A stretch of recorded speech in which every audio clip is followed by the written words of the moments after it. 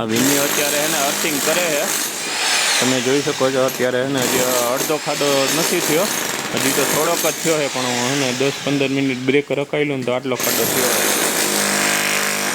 જો આવડા 5 ફૂટના હળિયા છે ને એ આપણે આમાં અર્થિંગમાં નાખવાના છે. અને અહીંયા અર્થિંગની 3 ખાડા છે ને થઈ ગયા છે 3. અત્યારે આપણે 3 ડોલ રાખી દીધી છે. હવે હું છે ને અહીંયા ઉપર આવી ગયો પેનલ પાસે. હું તમને દેખાડી દઉં, આપણે વોકવે અહીંયા કરેલો છે અને એની હારે આપણે છે ને વાયરિંગ કરવાનું છે. આમ જો આપણે તે દી આવ્યા હતા ને ત્યારે આ વોકવે નહોતો, ત્યારે એમણે ખાલી પટ્ટા આપણે હાલવા માટે રાખ્યા હતા. હવે આ પરફેક્ટ વોકવે થઈ ગયો છે. હવે છે ને આપણે એસી વાયર નીચે ઉતારી દીધો છે. હું તમને દેખાડી દઉં કે આપણે કઈ રીતે માર્યા છે ને. આમ જો આ એસી વાયર છે ને હાથમાં કેબલ અહીંયા બારે હજી ચાપડા મારવાના બાકી છે. આમાં જો મેં છે ને 2 બેગ નાખી દીધી છે અને આ વિન્યુ અત્યારે 3જી બેગ નાખે છે. અત્યારે છે ને 9 વાગી ગયા છે ને આપણે અહીંયા 30 કિલોવોટની બીજી સાઈડ બીજો દિવસ છે ને ત્યાં આવી ગયા છે. અને આજે આપણે અહીંયા અર્થિંગ કરવાના છે અને એની હારે એસી નો જે વાયર છે ને એ નાખવાનો છે. હા જો આપણે આજે નવું બ્રેકર લઈ આવ્યો ને, એ બ્રેકરનું ઉદ્ઘાટન કરી દીધું છે અને અહીંયા આપણે 3 અર્થિંગ કરવાના છે. આવડી આજે 3 ડોલ છે ને એ રાખવાની છે. એમાં એક લાઇટનિંગ એરેસ્ટરનો, એક એસીનો અને એક ડીસી માટેનો એ અર્થિંગ કરી દેવાના છે. અને હું તમને એને અર્થિંગના હળિયા દેખાડી દઉં. આ જે અર્થિંગના હળિયા છે ને એ જો આવી રહ્યા. આવડા અર્થિંગના હળિયા લગભગ છે ને 5 થી 6 ફૂટ જેવા છે. અહીં આપણે આજે કરવાના છે અર્થિંગ, એ બધા અંદર નાખી દેવાના છે. અને જે બીનું મીટર છે ને અહીંયા સુધી આપણે એસી વાયર કરી દેવાનું, એટલું વાયરિંગ કરવાનું છે આપણે આજે. અને ઇન્વર્ટર ને એ હજી આવ્યું નથી, એટલે ઇન્વર્ટર આવે પછી આજે એક ધક્કો થાય અહીંયા.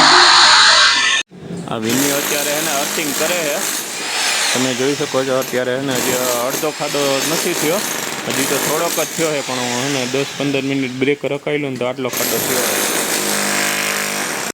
કલાક નથી પણ કલાકમાં બી એને આટલો ખાડો થયો છે. જો આરસીસી ભરેલું છે એટલે હજી કલાક ની વાર લાગશે. કલાકમાં આટલો ખાડો થયો છે. એના પછી આપણે છે ને વાયરિંગ ચાલુ કરશું. જો અહીંયા આપણો અર્થિંગ નો ખાડો થઈ ગયો છે. હું તમને બતાડી દઉં અર્થિંગ કઈ જગ્યાએ કર્યા, એટલે આપણે કેટલો કુંડો ખાડો કર્યો અને હળિયા કેટલા છે. જો 5 ફૂટના હળિયા છે. એટલે ચાવી આમાંથી હળિયા એ તોડીને ખાલા. હા જો આવડા 5 ફૂટના હળિયા છે ને એ આપણે આમાં અર્થિંગમાં નાખવાના છે. અને અહીંયા અર્થિંગની 3 ખાડા છે ને થઈ ગયા છે 3. અત્યારે આપણે 3 ડોલ રાખી દીધી છે. હવે આવડા 5 ફૂટના અર્થિંગના હળી આપણે નાખી, અંદર જાય કે નહીં કઈ ખબર નથી. હવે આ જો આ વિન્યુ અત્યારે છે ને અર્થિંગ ખોલે છે. હવે અર્થિંગ એક નાખી પછી ખબર પડે આખે આખા હળિયા હોઈ જાય એક નથી હોઈ જતા. હાલ પેલા એક હળિયો નાખ ને એટલે ખબર પડે. આ ડોલ રહી ને યાદ નાખજે. એક ડોલ લઈ લે, વચ્ચેની એક ડોલ લઈ લે, ખાલી અહીંયા નાખે, બાકીને 2 ભલે રહી.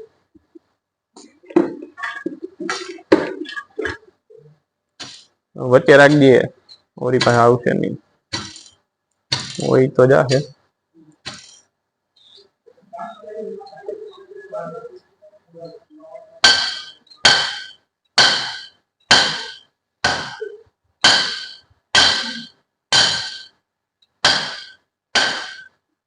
અર્થિંગ વાંધો તો નથી આવતો, હોઈ જાય એવો છે.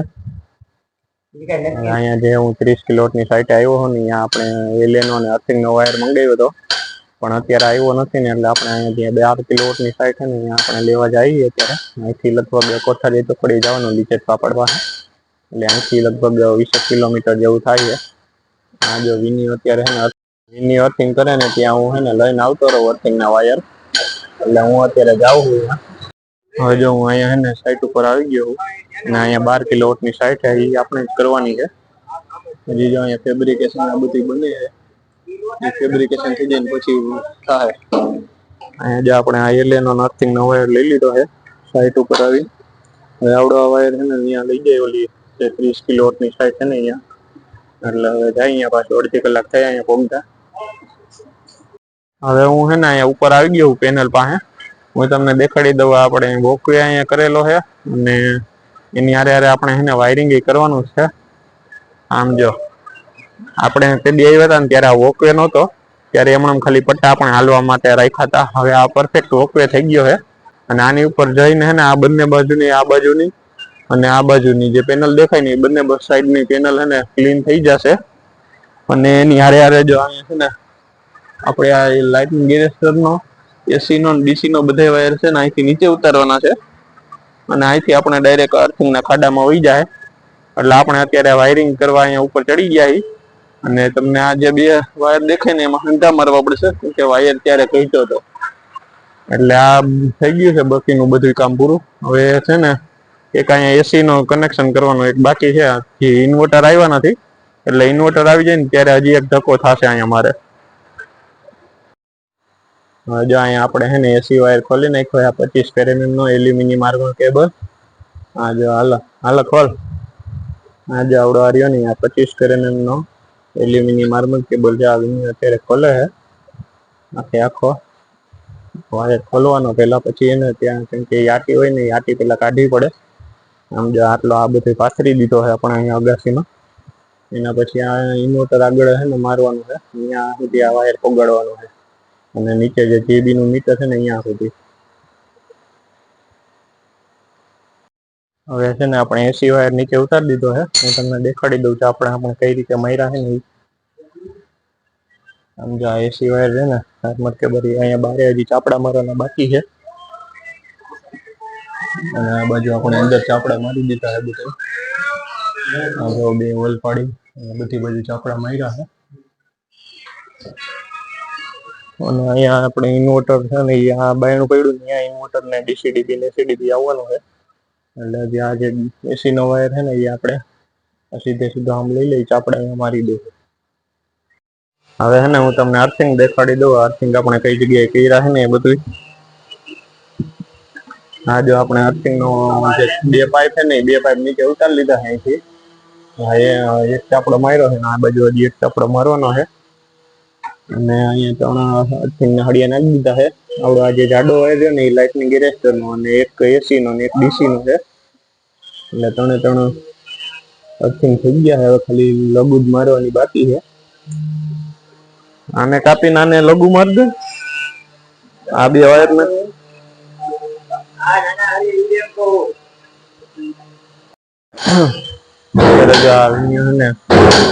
નાખે પણ થોડી મારી નીચે બેહાડે.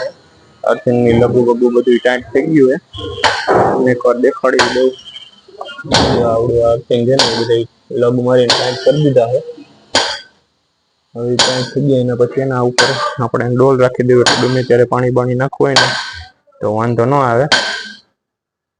અને એના પછી આપણે છે ને કેમિકલ ની બેગ એક આવી છે એ નાખી દઈ. હું તમને દેખાડી દઉં કેમિકલ ની બેગ. અહીંયા જો આવડી આ ઢાકેલી રહી ને આ કેમિકલ ની બેગ એ કેમિકલ ની બેગ નાખવાની છે. આમાં કેટલી 3 આવી. આમ જો અહીં લખેલું છે ગ્રાઉન્ડ હાન્સિંગ કમ્પાઉન્ડ જીઈસી 25 કિલોની એક બેગ છે. 3 બેગ અહીંયા આવી છે એટલે 3 બેગ આપણે આમાં નાખી દઈએ.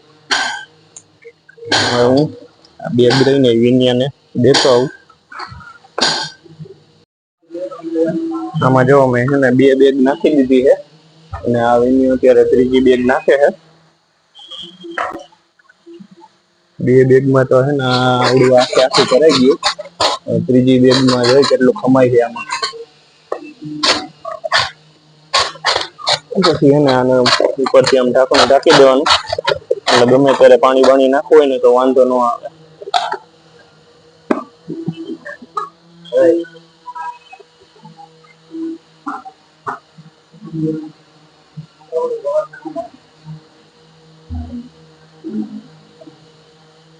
આ કેમિકલ બેગ નખાઈ ગઈ ને પછી એને આવડી આ જે ધૂળ છે ને એ ઉપર દાટી દેવાનું આ બધું. એટલે આપણો અર્થિંગ પૂરો થઈ ગયો. ખેંચીને જરાક ચાપડા મારી દઈ. હવે આ ચાપડા મારી દે. બીજું શું થાય હવે એમાં. ચાપડા થોડાક મોટા પડે છે પણ વાંધો નહીં, આપણે બેવડા વાળી નાખશું. અહીંયા તો ખાલી બે જ ચાપડા લાગશે, એક ઉપર ને કાંઈ નીચે, બાકી તો કઈ ચાપડા વચ્ચે લાગે એમ છે નહીં.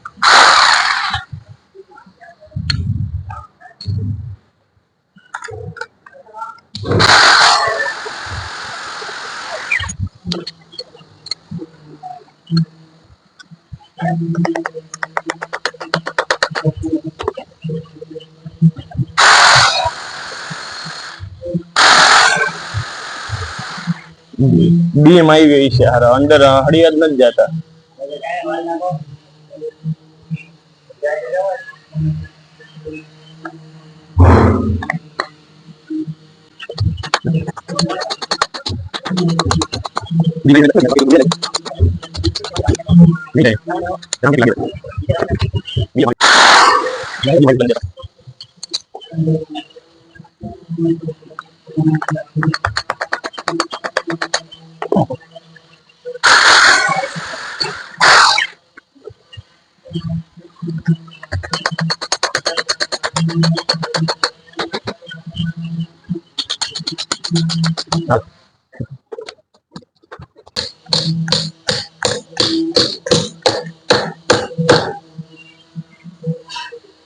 હાલ બંધ કરી.